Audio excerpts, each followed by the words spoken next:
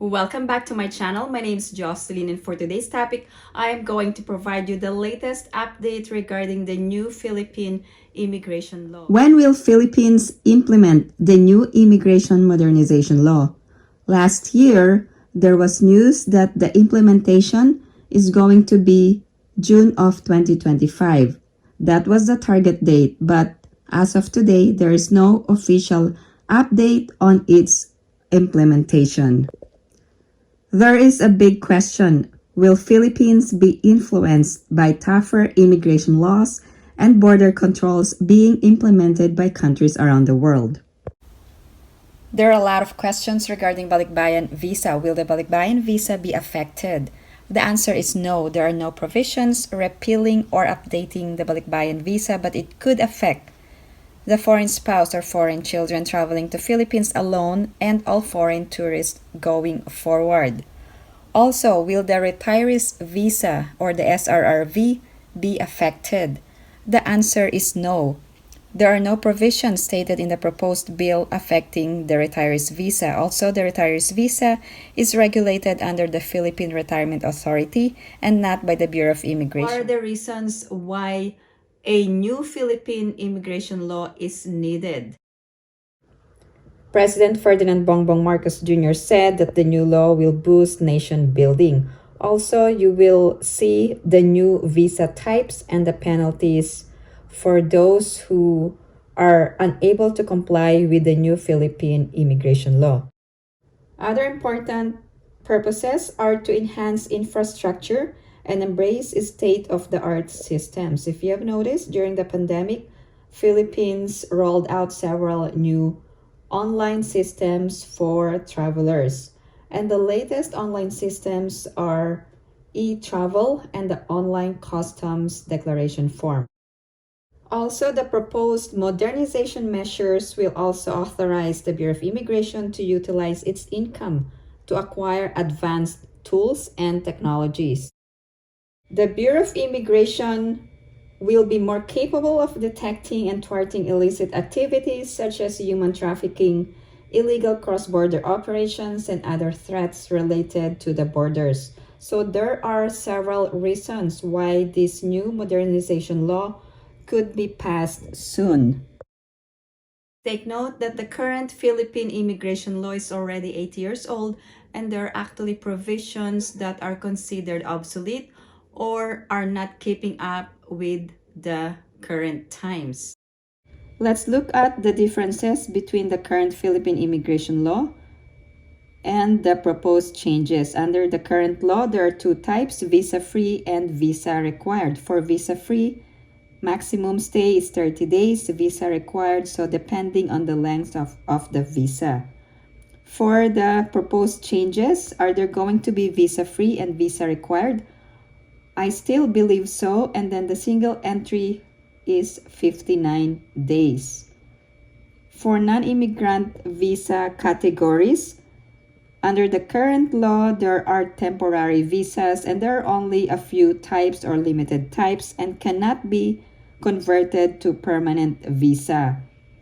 The good news is that under the proposed changes, there will be new types of visas to be added, and you can actually adjust your status from non-immigrant to permanent or immigrant visas. Another change will be the immigration clearance for select foreign nationals under the current law, and under the proposed law, there will be immigration clearance for all nationals or for all foreign nationals leaving the Philippines regardless of length of stay. If the new Philippine immigration law is implemented, there are changes to the immigration requirements of those who wanted to stay permanently in the Philippines. There are major changes, and let me discuss the different immigration visa requirements. The non-immigrant visa proposed changes. First, let's discuss the visa validity. This will be the authorized stay of temporary visitors. So it will be not exceeding 59 calendar days from date of arrival, subject to bilateral or multilateral agreements. Regarding the visa validity of visas issued abroad, a single entry non-immigrant visa or immigrant visa shall be valid for a period not exceeding 3 months, and it can be extended. For the documents required, of course, you will need a valid passport from your government and other travel documents, and if required, a valid visa granted by the consular officer. Here are the conditions of your stay. The foreign national shall not take any employment, whether paid or unpaid. Also, the foreign national shall not establish or join in any business and shall not enroll or become a student at a school, college, university, or other educational institution unless granted proper application or conversion of another immigrant status. This is a new proposed change. Non-immigrants will be required an immigration clearance upon exit. A temporary visitor departing from the Philippines shall, after the expiration of the initial authorized stay, shall be required to apply for immigration clearance and pay the prescribed fees and charges. Also, a registered foreign national who departs permanently from the Philippines shall surrender all Philippine immigration documents and apply for an immigration clearance. And here are the conditions: no pending obligation with the government or any of its agencies or instrumentalities, no pending criminal, civil, or administrative proceeding which requires continued presence in the country, and there is no ongoing legislative inquiry where called upon to testify as a witness. So temporary visitors and other registered foreign nationals must secure an immigration clearance before departing. There are several types of visas proposed to be implemented. Let's start with the A visa. Philippines is adopting the alphabetical type of classification for visas. A visas, temporary visitors, visitors coming to the Philippines for a temporary period for reasons of business, pleasure, or health. Let's start with the business visa, A1. Let me provide the nature of this visa. Temporary visitors engaged in activities of a commercial or professional nature for a foreign employer or for themselves that will not result in gainful employment in the Philippines. The term business refers to conventions, conferences, consultations, and other legitimate activities of a commercial or a professional nature, but does not include local employment. Let's move on to the next type. It's still in the A visa. It's A2 pleasure visa. Temporary visitors who stay in the Philippines for holiday, including sightseeing, recreation, or visiting relatives. Most likely, this will be the temporary visitors visa for foreign tourists. Okay, A3 health. So this is for temporary visitors who stay in the Philippines to avail of medical treatment. Let's move on to the next type of visa, B visas. So what are B visas? So these are for transit persons passing through the Philippines solely for a stopover who have a confirmed connecting flight to another country, or passengers in immediate and continuous transit to a destination outside the Philippines. Another type are C visas. What are C visas? Crew members, members of the crew of vessels required for the normal operation and servicing of the vessels who come to the Philippines temporarily as part of their jobs, either arriving or coming to join the vessels. The next type are D visas. These are for treaty traders or D1 visa and treaty investors. There must be a substantial trade between the Philippines and the home country.